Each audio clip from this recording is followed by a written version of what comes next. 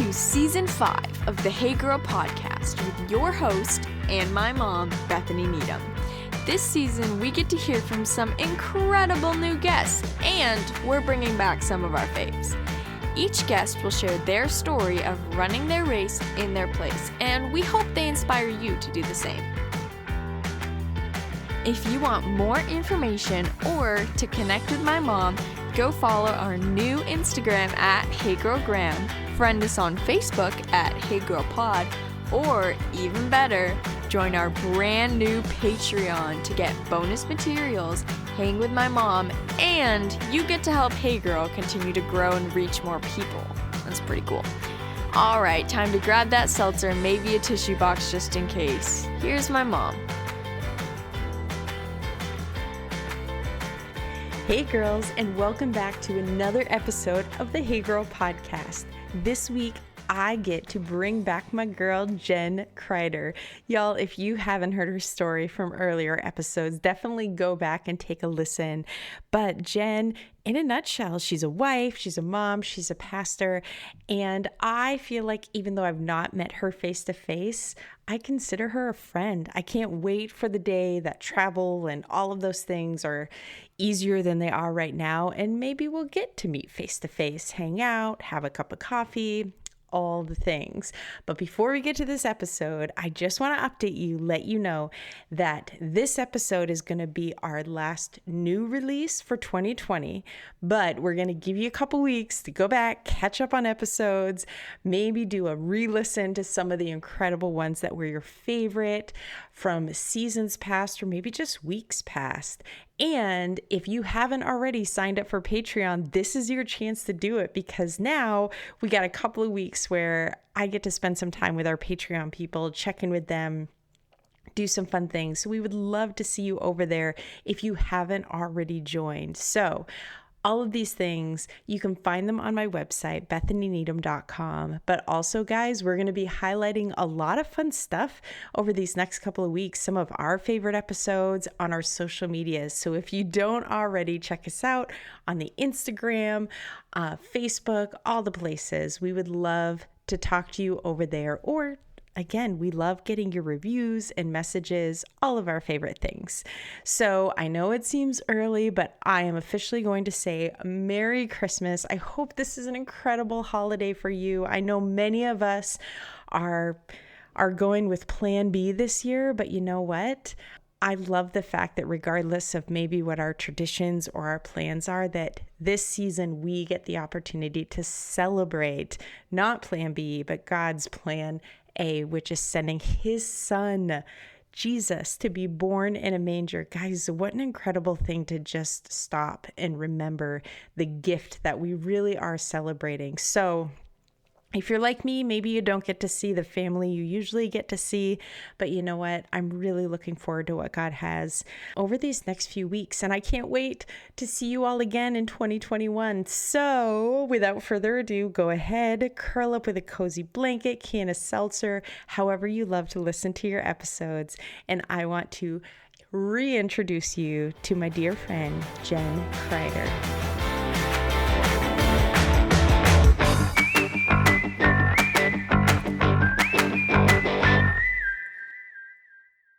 Okay, so when we sat down, first of all, those who are listening, we just skipped the whole intro. We don't need an intro because I'm sitting down with Jenn Crider. We have spoken before, thus now we're friends. So yeah, exactly. This is so far from professional. This is just your eavesdropping on girlfriends having a conversation. Jenn, we got to talk apparently way back in 2018. I still will forever, believe it or not, remember your beautiful story of your husband proposal and the whole, it was, if you are listening now and you did not listen to her first, go back and just listen to the story. It's beautiful. He's the best. I love it. I love it. I was scared too. So the story is he's really sweet and I'm a hot mess. So that's a good teaser for the story.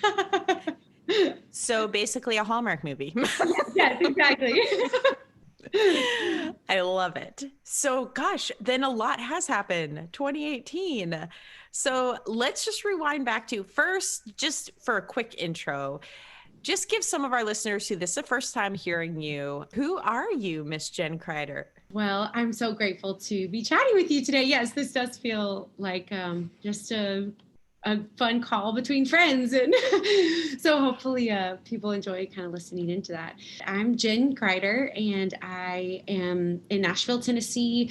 My husband and I live here with our 2 kids, and we are both pastors at a church. We're both pastors in different areas at Christ Church Nashville in Nashville, Tennessee.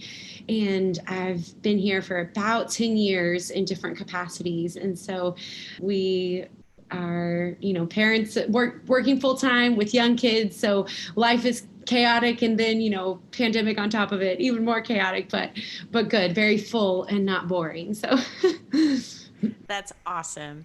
And so obviously, again, they can kind of get some of the story of you meeting your husband, getting engaged. But tell me, since way back in 2018, which feels like forever ago, what has life looked like for you?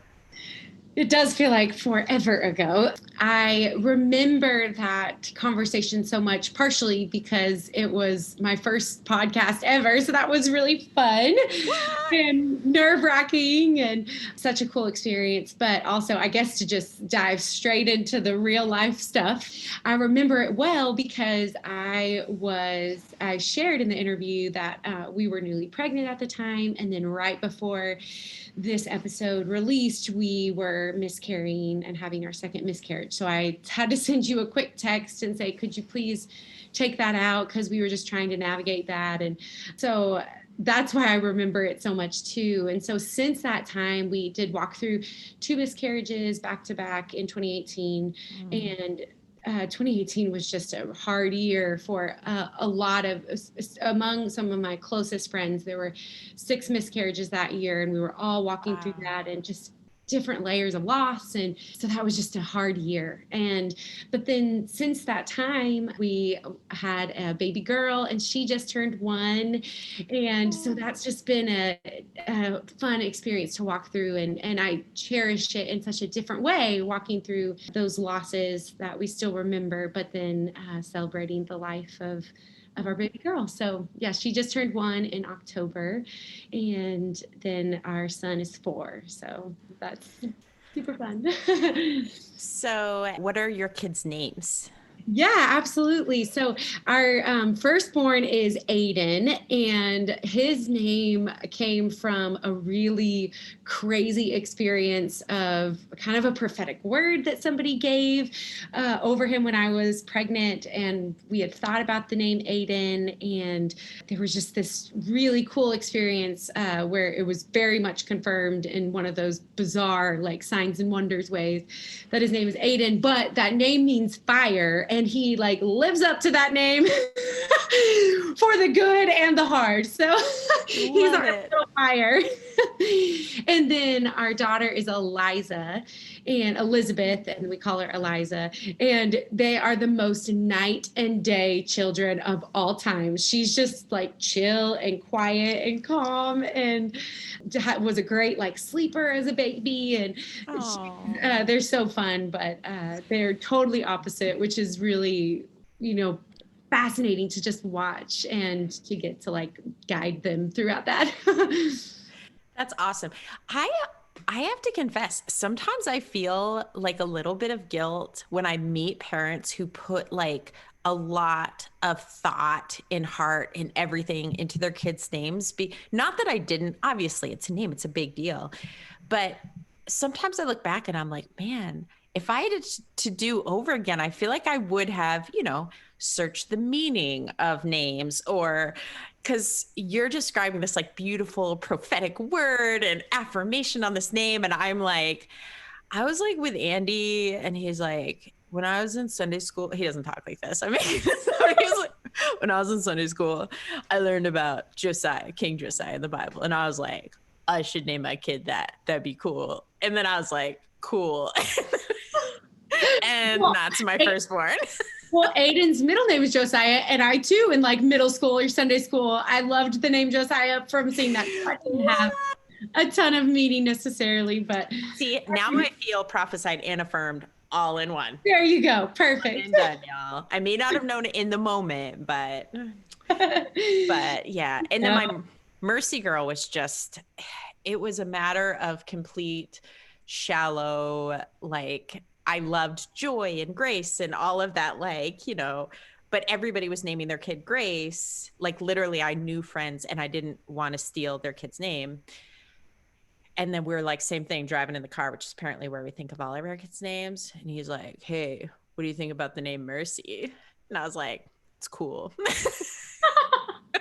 I love it. Listen, that's fine. Also, we always wait until like the second we're being discharged from the hospital to like finalize the name, because we're like, well, are we sure? We were Eliza's middle name is Anne, and we couldn't decide if it was going to be Anne with an E or Anne without an E until literally the person came into the hospital room like for the 5th time and was like, you need to fill out this paperwork, and because you are being discharged right now. And so we finalized it, but both times we waited till like the 9th hour to finalize their names. So, oh, well, I know you were saying jump right into the deep end, but I have to say, hearing you share about, obviously walking through, you have these 2 beautiful children, but you've walked through loss in terms of kids. And I mentioned this on a podcast this season, that this has actually been something that's come up a number of times in both conversations with women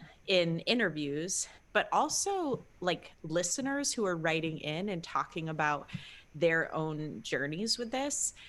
And I always sense like, I don't always know what God wants to say through Hey Girl or like what everything that he's doing. I do know that the reason we do interviews and stories is because it's so much bigger than my experience and my own.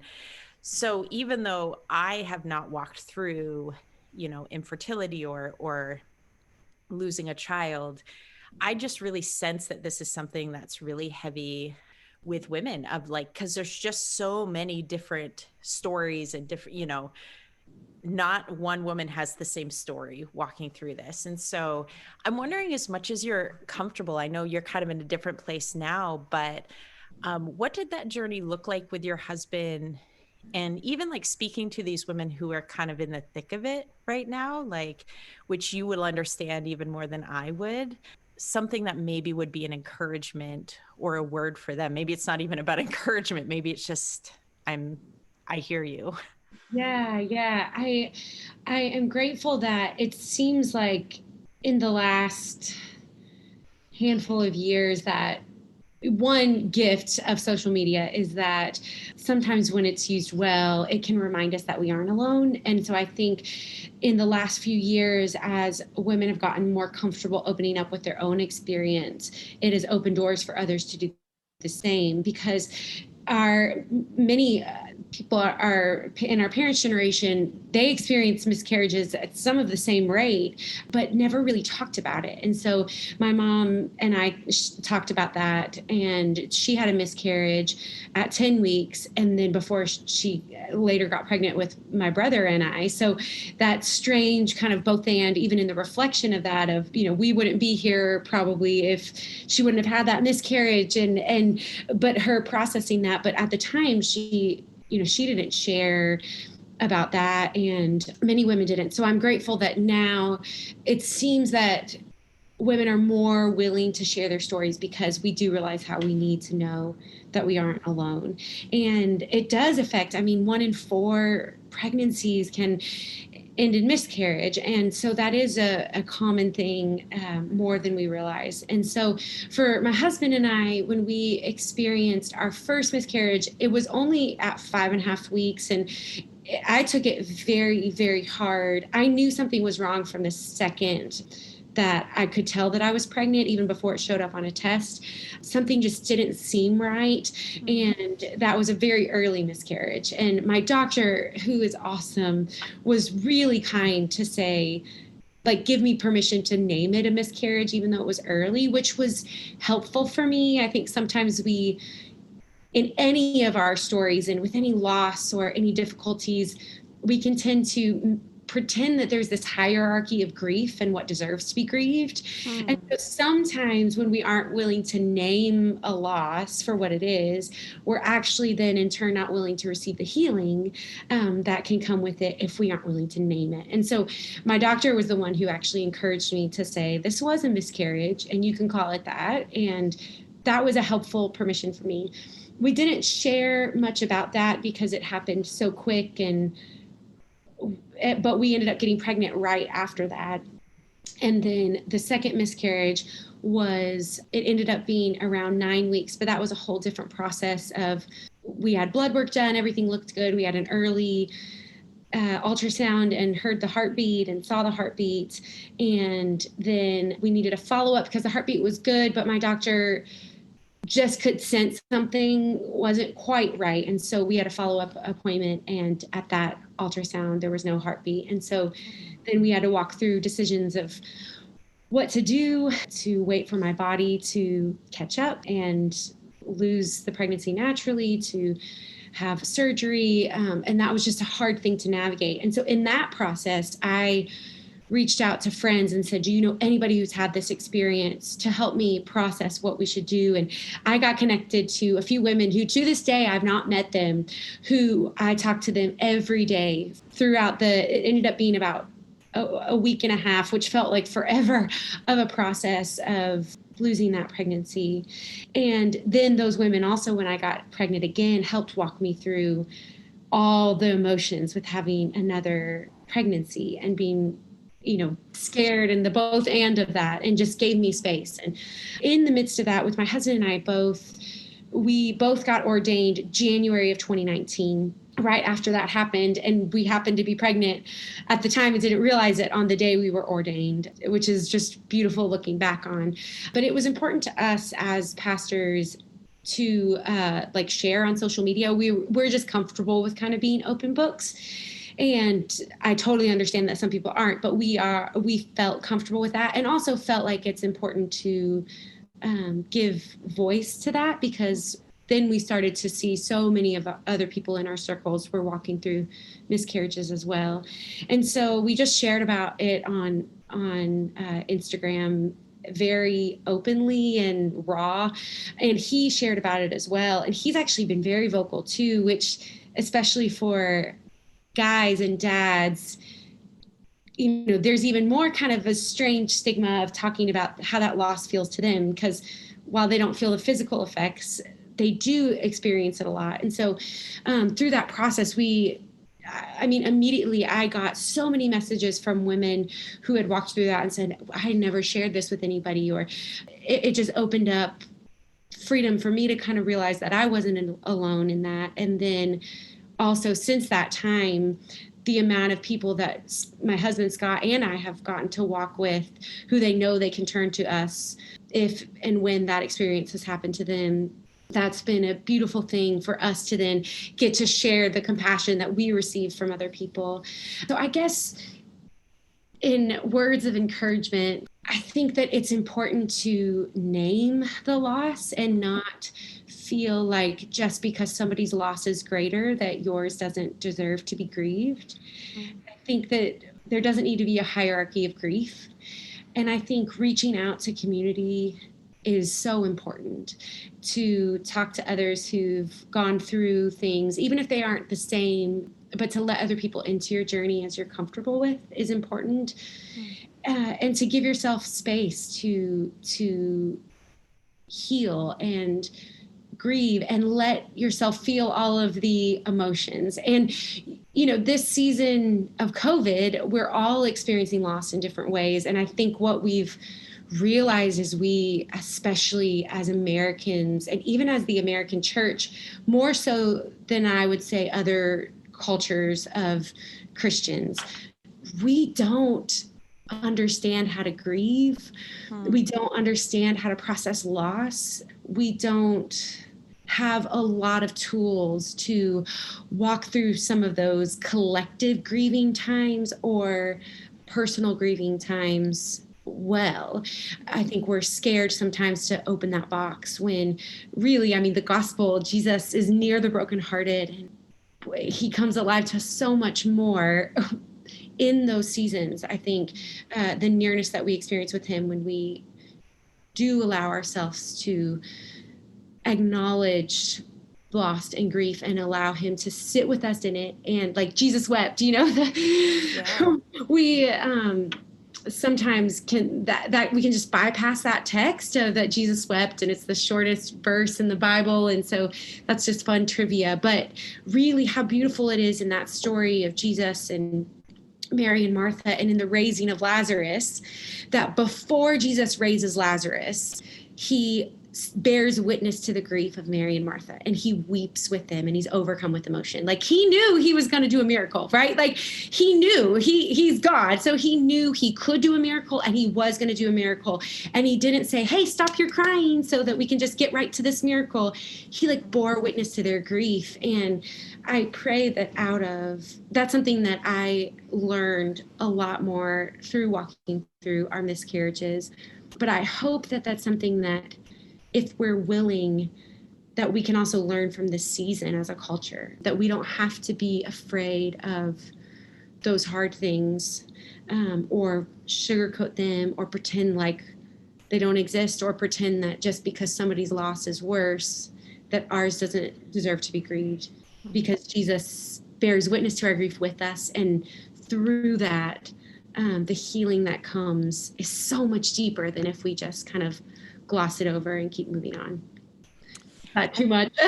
No, I was like, man, that is such a good word, as you're saying, this idea of naming those losses, but also I think you're right. I'm sitting here even just in my own like processing in my own mind, that I think really, and I don't know, maybe it's American culture, maybe it's just human nature, but oftentimes I know I struggle with acknowledging loss as acknowledging weakness, and like my fear is in the weakness. Like, but if this is the last, I don't want to be weak right now. I got to be strong because I'm going through this hard thing.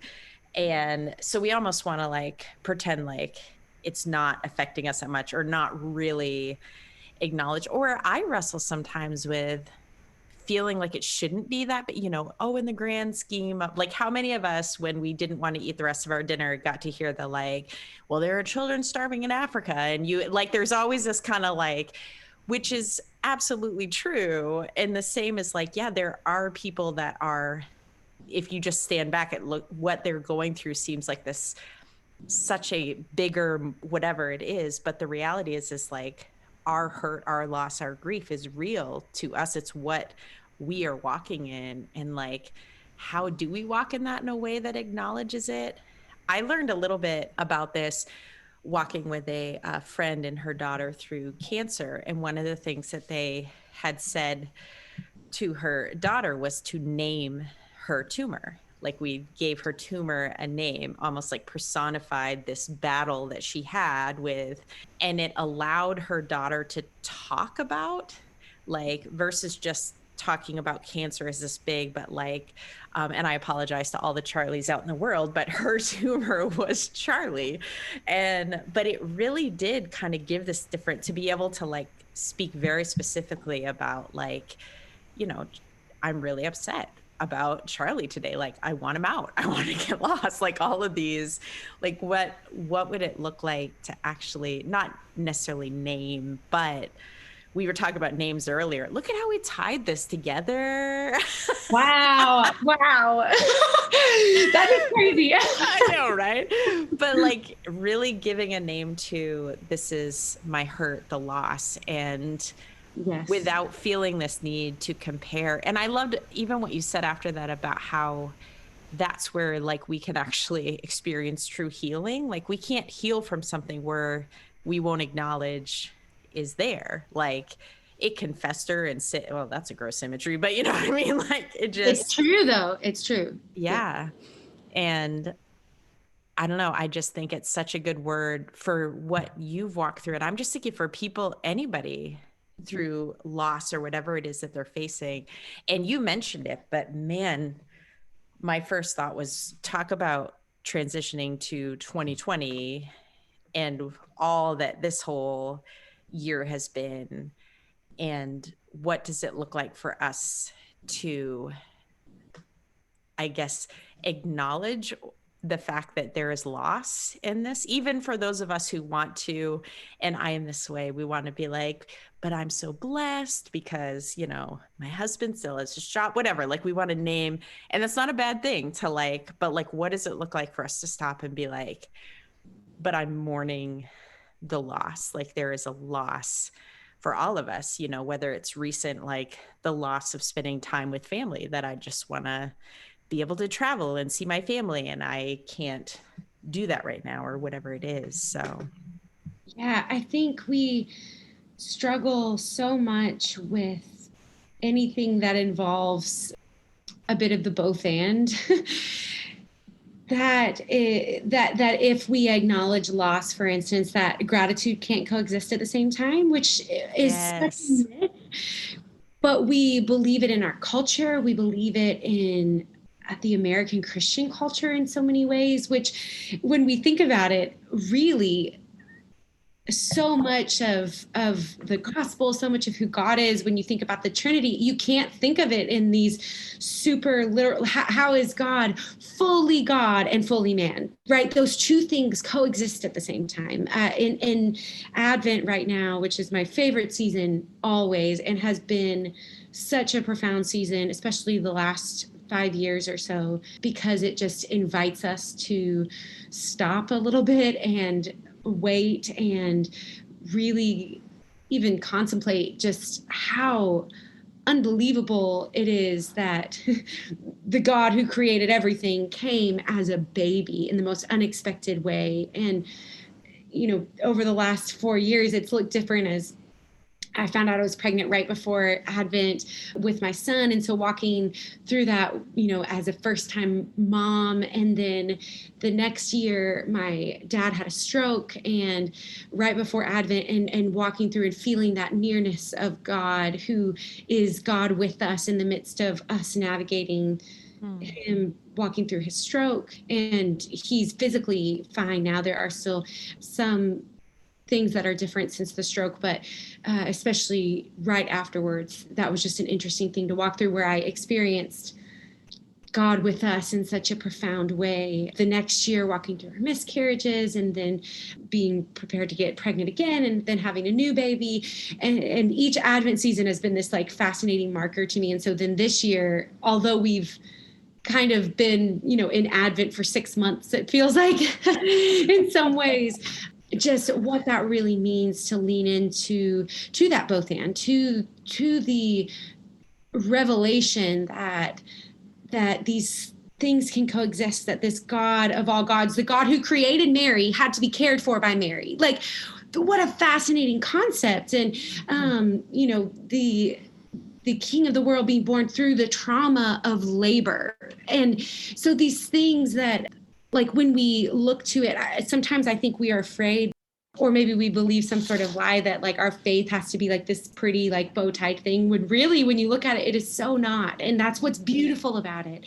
And it gives us those tools to walk through difficult seasons and hard seasons, and to partnering with miscarriage and infertility, and even what so many are walking through in the midst of this year. I think we struggle so much in what our identity is. And so we get sometimes so caught up in what we do, or, you know, and as a woman, not being able to have a child feels such, it can feel like it cuts so deep into the identity of like, that's biologically I'm supposed to be able to have a child. That was an interesting thing for me to experience, and feeling like my body betrayed me, and feeling how that almost could start chipping away at my identity as a female in the midst of loss of jobs, or loss of routines, or loss of things that do define us in 2020, as we're not able to live life as we did, you know, at the beginning of this year. So much of that really has chipped away at the things that we thought made our identity.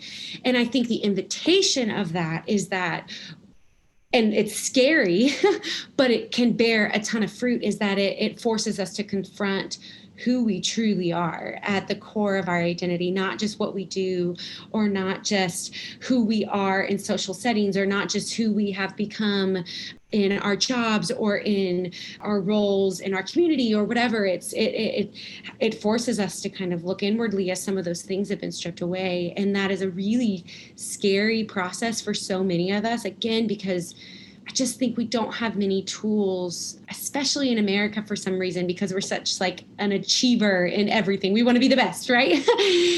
And our definition of strength, like you said, if we admit weakness or loss, if we admit loss, it could feel like weakness. But I feel like we need to reevaluate, what is our definition of strength? What is our definition of what it means to be a whole person? What is our definition of what it means to live a full life? Those aren't easy questions, and I think that's why sometimes we can steer away from them, but we're so confronted by all of the things that have created what we think is our identity, I think. At the Mustard Seed Marketplace, they believe that your purchase makes a powerful impact, whether it's providing jobs for overcomers of sex trafficking or supporting small businesses. They want you to be able to shop the causes that you care most about. They're passionate about bringing you on-trend items with a greater purpose. Enjoy shopping their handmade creations from near and far as they create a marketplace for artisans around the globe. They've curated a collection of world-changing jewelry, apparel, handbags, and more for over 40 groups in over 15 countries. And every single item is fair trade, locally made, or give back brands. You can use our code HeyGirl15 for 15% off your entire purchase at themustardseedmarketplace.com. Now, this is a one-time use code. Again, HeyGirl15 for 15% off. Guys, the Mustard Seed Marketplace has so many great options for gift giving. This is the perfect time to start shopping for the holidays. Now, be sure to find them on Facebook and Instagram and check out their website often, as they're always getting new pieces. So once again, that's themustardseedmarketplace.com. Use our code HeyGirl15 for 15% off your entire purchase. And take this holiday to purchase gifts that make an incredible impact to people all around the globe.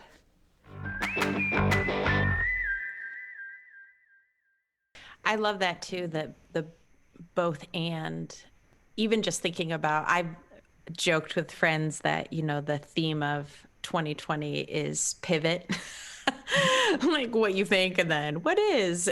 But I actually love that kind of both and. Like if we really pause to look at this year, and man, I'd almost be afraid to sit down and really start writing like everything within this year. But it has been such a year of both and, like, and there are times in our lives, and this feels like one of them, when it feels like one side heavily outweighs the other. Like, oh my goodness, there's just some big, scary things. I saw this talk once, and I'm trying to remember who gave it so that I can give credit where credit's due. Maybe it'll come to me later. I'll have to put it in the show notes.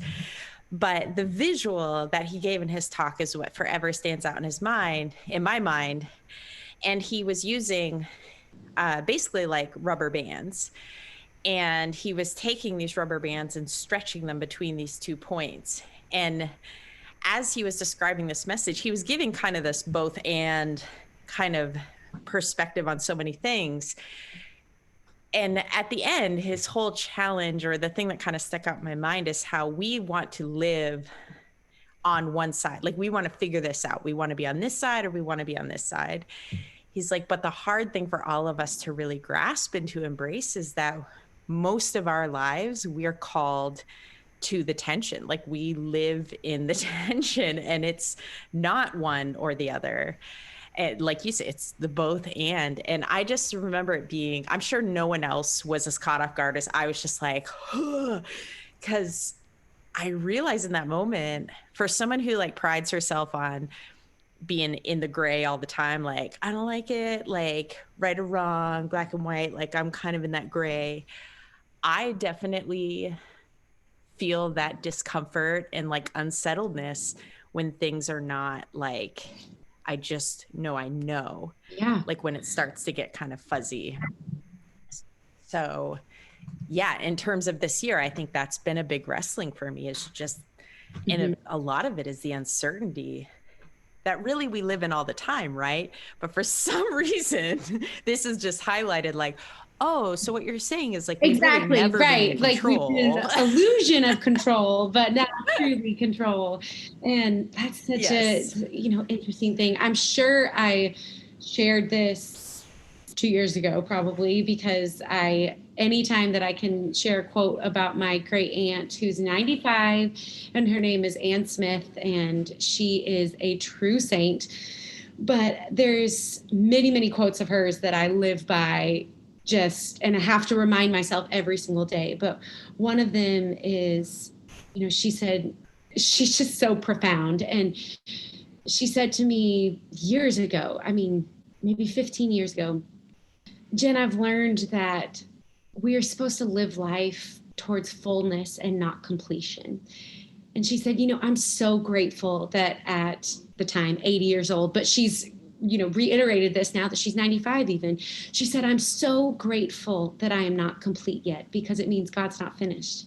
And in each season, though, I can live with the intention for fullness. I can live for fullness of that season. And I think motherhood and especially having young kids and navigating that has been such a helpful thing for me to remember, because completion or perfection seems to be what our culture tells us to aim towards. But fullness looks different, sometimes daily, especially in 2020, it looks daily different.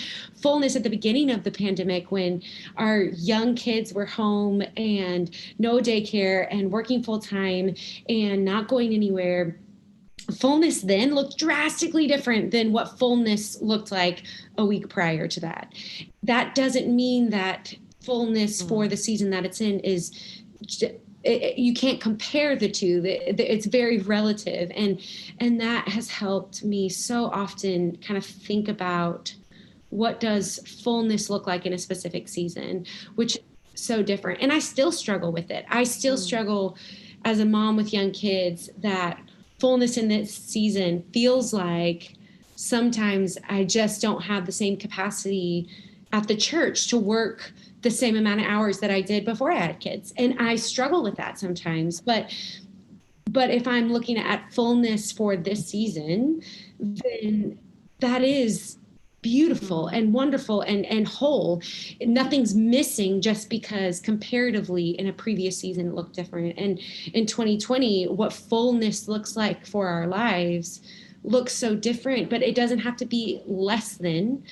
It can be full for this season that it is right now. And so that has just helped me kind of reframe my thought on, in whatever season, hard seasons, beautiful seasons, seasons that feel like you don't get a break, seasons where there's more calm, to live for fullness rather than completion. And then one other thing, as you were sharing, that came to mind is my favorite Advent book right now is it was on my desk here at work, but it's called Honest Advent by Scott Erickson. And he's an artist called Scott the Painter on Instagram. It's my favorite account. I haven't finished reading all of this yet, but it just came out for this Advent. But there's short devotions, and one is titled Unease. And this line has just arrested me.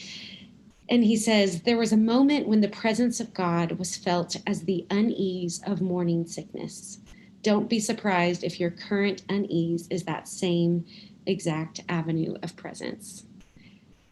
And I thought, what a beautiful picture, that the presence of God was felt as the unease of morning sickness. The fullness for Mary was, of carrying Emmanuel. At some point, there was unease in the midst of there, and yet our current unease, maybe that could be the same avenue for presence. That's just it feels countercultural way to look at things in some ways, and it's not a cop-out either. but it can really help, I think, shift our frame of reference for what is good enough or what is completion or perfection or fullness or all of that. We need to get your great aunt on here. Just let her be like dropping the amount of stuff. Another one of truth. hers is we need to live life with expectancy and non-specific expectations, which is so good. Again, that kind of partners with fullness, not completion. And every year she chooses a new word or theme for her life. And one of the years she shared a story of her sister had Alzheimer's, and she was visiting her sister, but it was just kind of a struggle of a visit, and she was thinking about the place that she had to be next, and her sister said towards the end of that visit, "Can you need to call my sister Ann. You need to call my sister Ann." And my Aunt Ann said, "I am Ann. I'm right here. This is me." And she said, You're not my sister. My sister would never treat me like this." And she reflected on it later and realized that she was so focused on where she needed to be next and the other things that she had on her list to do that she wasn't fully present. And so for the next year, her theme was to be present where her body is and to choose to be present and fully there mentally, spiritually, emotionally to where her body is. And that's also just a hard thing to do. So yeah, those are a couple of the Aunt Ann nuggets. Oh my goodness. I love it. Your Aunt Ann isn't also the one who makes the pretzels, is it? Because no, it's not. I was like, I swear this is the same woman. My mind just blew.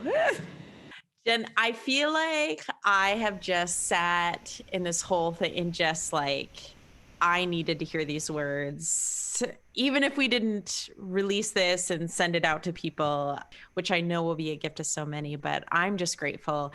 And I feel like I said this back in 2018. So it's so funny. All this time has passed. So we sit down again. And I'm like, I don't know. I've never met you in real life, but I have this like feeling, one, that I have known you, and two, that I was like, I would just go to Tennessee and sit down and have coffee and just be like super presumptuous, like, hey, Jen, what's up? Like, as though we've been friends all our lives. Let's do it. But you are welcome. No, I love it. Well, my brother does live in Tennessee. So, and the more that he lives, as far as I know, he's right in Nashville right now. But yeah, he's been there for years. Like every time he talks about how like the whole COVID thing is there. Now we are not terrible. I feel like in New Hampshire, it's just now like we've gone on I call it the naughty list. Like people are telling people not to travel to us. And I was like, people don't like us. But comparatively to like states around us, I feel like it's not as bad. But when he talks about how it's like in Tennessee, I'm like, I want to come to Tennessee till it's all over. I was like, I'm so jealous. But yeah, he's like, he goes to church, and this is where I'll like get everybody riled up. You can send your mail to me. I don't care. But he's like, we don't have to pre-register or wear masks or whatever. And I was like, I have to. And I'm not going to name him or say what church he goes to. Okay. Yeah, we do have the registrations and masks at our church. So. We do as well. But I mean, that's pretty common here. So it's so hard to navigate all of it. And it's hard, leaders are so exhausted of trying to navigate this. And, everyone is weary. And it's, this year has just not just COVID, but everything that this year has held. I do believe that there is going to be such good from it. Like I have hope that in the midst of this year, things that have been kind of brought to the surface, even in the church, and things that have been there. Like nothing that's been exposed in this year wasn't there before COVID. It's just there have been certain things that have been forced to the surface. And in the same way that we talked about naming something so healing can occur, I think that so many elements of what we have faced as a country this year, forcing things to the surface, which creates incredible amounts of tension of that rubber band stretching. But when something's not named, we can't necessarily heal. And so though it's like been so hard and interesting to walk through in so many ways, and we can be specific or general, I don't know which one to do in this, but that ultimately an opportunity for the church is to we have answers for healing. We have tools for living in the midst of the both and of revealing to the world that hope that we have, that we celebrate, especially in this Advent season. And I hope that we can rise to the occasion in a way that's going to cost a lot, because it's not going to be a cultural Christianity response, but of a deep embodied faith and hope that lives in that tension. I hope that we can rise to the occasion and offer that, because that's what people need. And those are the answers that we have. But in our lifetime in America for the church, we haven't had to even wrestle as deeply with certain things and what our Christian response should be before this year. And that's really hard, and it's really costly. And it's also, I think, has the potential to be so worth it. Amen. No, I 1,000% agree. And just in line with that, both, and I look at like all of the struggle, everything that we've walked through as believers, as the church, all of this, and how we walk alongside people who are suffering and people who have been suffering, that, like you said, like this wasn't like all of these things just suddenly started happening, and where it's more like the blinders are off. Someone described it to me. I thought it was such a beautiful imagery. I'm such an imagery person, but how what the pandemic did was to slow us all down enough for us to actually see what's going on around us. Like that we've all been moving so quickly and just busy all the time, that all of this, we almost were like, we couldn't pay attention. Like we're like, nope, I'm on to the next thing. And now this like forced, when it all began, especially stay at home, can't do anything, all of a sudden, like things that we could ignore, we could no longer ignore. And I think it's a good challenge, even as we think about moving forward. And we're not out of this, we're working through this, but to not like put the blind, because it's easy to like, okay, I really wish I hadn't known that. Like, let's put these back on and get back to work, but really to allow ourselves to, like you said, the cost of what it's going to be to keep taking them down and keep walking in the mess and in the hurt and bringing the hope of the gospel, for sure. So I could talk to you forever. Everyone's like, okay, we're going to have to cut this into a series. But I do want to know, I'm going to swing it just, in case anyone's driving and they're thinking deeply. I always like to kind of bring it back down for us. And so in line with everything we've been talking about, I would love to know, Jenn, what is the most pandemic thing that you either purchased or did during 2020? Oh, that's a good question. I am sure there's a better answer somewhere, but the things that come to mind is how we survived when my husband and our whole household had COVID. And I was really sick for about 14 days. My husband was sick for a few days really bad, and it still took a while. But, we had how old was she? Like a 9-month-old and then a 3.5-year-old. Or almost, he turned 4 while we had it. Anyways, and so we are just barely able to survive. Like we're trading naps. We had like a timer on an hour of who got to nap and then who would go back. So this feels very like 2020 and pandemic esque. But my daughter was just now learning to crawl, but she hadn't really mastered it. So we literally had a laundry hamper in the middle of the room, and we would just set her in the laundry hamper and like give her a couple toys, like just to like survive. And then we got painter's tape for my son, who didn't get COVID. All the rest of us had it, but he didn't get it, to make mazes all throughout the house with painter's tape, which is actually an excellent, time killer. And then my sweet mom would do kind of FaceTime, like babysitting for my son sometimes. And she would just we would just put her on FaceTime and put it for her to talk to him for a while. So that's not the funniest answer ever or whatever, but my memory of having COVID is just painter's tape all over. You could barely walk in our house. My husband and I crawling, trying to get what we needed. And then my daughter in the laundry hamper for a good stretch there of just straight up survival. I know. I feel like that's one of those times you pull the card of Sandy Patty is your grandma, music lessons on Zoom. Mama, 100%. you owe me this. You owe me big. Yes, exactly. Yes. Well, she was so helpful in doing the kind of FaceTime babysitting thing. Not that we left or anything, but just to kind of keep him occupied or try to do something or talk to him or, Seriously, when you're desperate, you do what you got to do. You do what you got to do. That's fantastic. You know what? You've just got me thinking. I'm going to start asking people this because I want to know these creative, what is something that you would not have otherwise necessarily. So I love the painter's tape, making mazes, especially with little kids. You gotta think through these. Oh. Well, Jenn, this has been fabulous. I just want you to know I got through the whole interview and I had my inhaler ready because 2020 gave me bronchitis. And I didn't cough. I think I maybe cleared my throat once, but.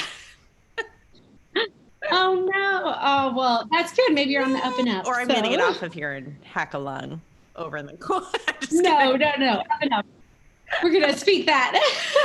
Oh, well, thank you so much for coming on again. It was so nice to catch up. And seriously, when, travel restrictions are not what they currently are, and I head to Tennessee to see my bro, I'll give you a call, shoot you a message. I'll bring my elf hat so you know who I am. Perfect. I love it. I would love that so much. That would be great.